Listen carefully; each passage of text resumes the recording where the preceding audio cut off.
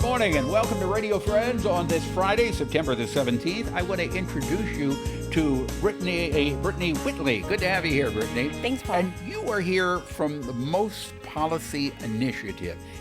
If people listening are not familiar, explain what Most Policy Initiative is. Right. So Most Policy Initiative, we're a nonpartisan nonprofit group based in Jefferson City, and our goal is really to connect science and policy at the state and local levels in Missouri. Right. Now, you have a couple of events that are coming up. Is it in October? In October, that's correct. What are they? So we have our Local Science Engagement Network, or our LSEN. That's part of our Most Policy Initiative. And each month we have different themes for the programming that the LSEN puts on. And coming up in October, our theme is going to be climate change and extreme weather. So we're going to be hosting a roundtable on October 8th about urban heat islands. That's kind of our big event in October. Urban heat islands. Urban heat islands. And is that when you have all of these buildings, concrete buildings in the middle of a city, and very few patches of greenery or trees, and you've got that heat building up? Absolutely. And so when we have lots of buildings, lots of cement, that's going to kind of absorb that heat and retain it, which is going to make even really hot days even hotter. Right. And so what we're going to be doing is hosting a roundtable with different experts, policymakers, and researchers.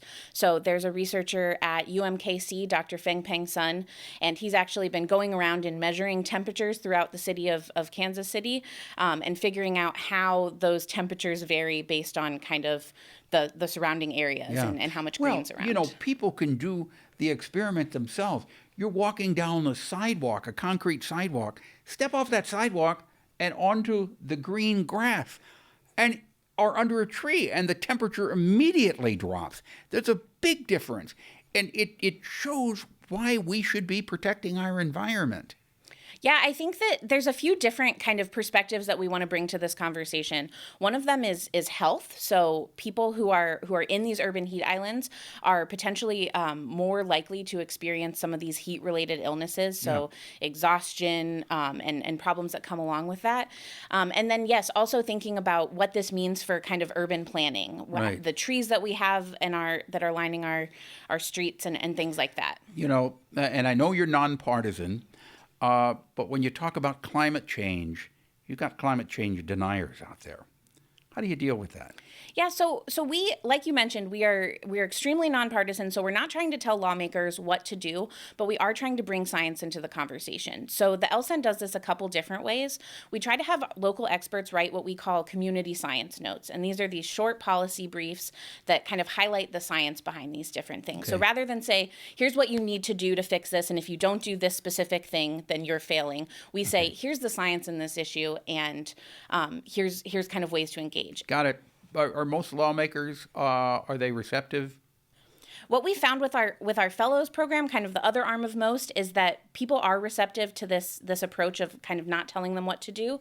And we're really hoping that with the LSEN, we can engage more with local lawmakers who are interested. I really don't think there's any doubt that we have climate change. It's affecting everybody. If people want more information about Most, what can they do? So they can visit our website at mostpolicyinitiative.org. And also for any of these LSEN events coming up on Twitter, at MoScienceNet is going to be where you can see a lot of these new events coming up. Thank you very much for coming by. Thanks so much. Continued success. Thanks. All right, now we're going to talk about something that is really very, very special. It's special to me, and that is pet blessings. And it's something that's been held every year except for last year for a long time.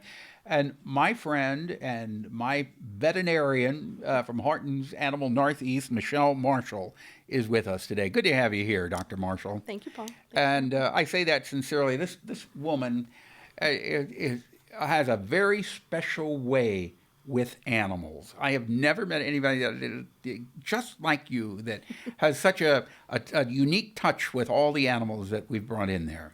Thank you. Now, you are a member of the Broadway Christian Church, and the church has been doing a pet blessing for how many years?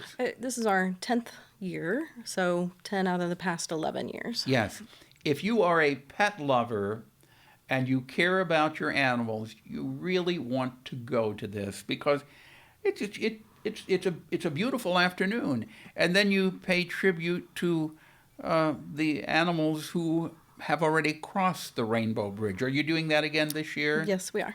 Yeah, where you write their names on a little piece of paper and then they're all remembered. So what happens with the pet blessing? We invite people with or without pets. You don't necessarily have to have a pet to come. Everyone is welcome, and we hopefully will have it at our outdoor worship area this year. Last year we had to go inside because of weather, but The year before last. yes, sorry. Year before last, yeah, we were inside. Last year you didn't have it because of the COVID. That's true.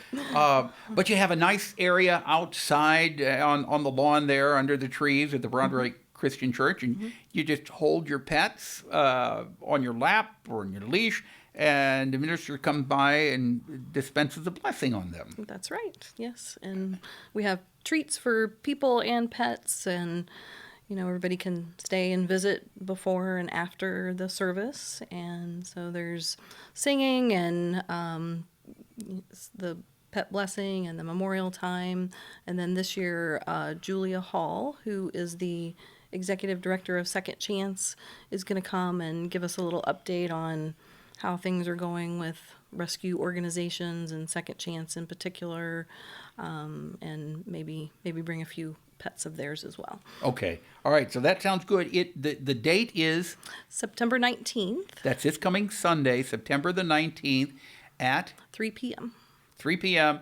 at Broadway Christian Church. Correct. And do ask if make sure you have your pets, your dogs on a leash, your cats on a leash or in a carrier. But as I said, it's really a beautiful, beautiful ceremony, and I get choked up every year going and thinking about it, especially when you pay tribute to your pets that are no longer with us. Michelle, as we go into fall, just briefly, how important is it to keep the pets, if you're giving them the flea and tick preventative, how important is it to keep them in through the fall?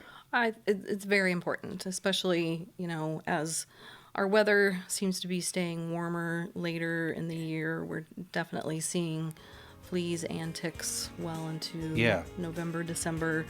And so that would go with your heartworm preventative as well, because we see the mosquitoes out as well. So. All right. And if you got any questions, you can give Dr. Michelle a call. She'll be happy to talk with you over at Horton Northeast. Your phone number is? 573-474-9508. Okay, I've got that on speed dial on my phone.